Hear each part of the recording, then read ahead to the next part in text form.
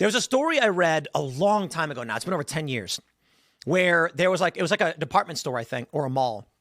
And there was a little kid, probably like 5, crying.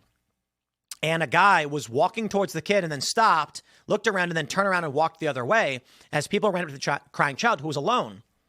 One of the people who were there was a woman. She was a journalist, a writer, and she noticed the guy see the kid, turn around and walk away. And so after people came to the child and then they found the parent or whatever, she went to the guy and she said, "Can I ask you some questions? I'm curious. You noticed that you looked at this kid, but then turned around and started walking the direction. Is there a reason why you didn't want to come and help the child?" And he said he would be accused of being a predator if he got near that kid. I've had this happen to me on an airplane before. I don't really say anything about it.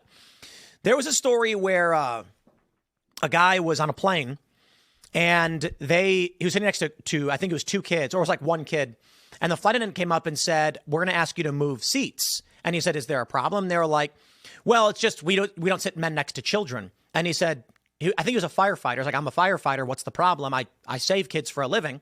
And they were like, "We would rather a woman sit next to the child," as if to imply men are dangerous. This is what offends people. This happened to me before, but I'm actually really happy that it did. I'll tell you why.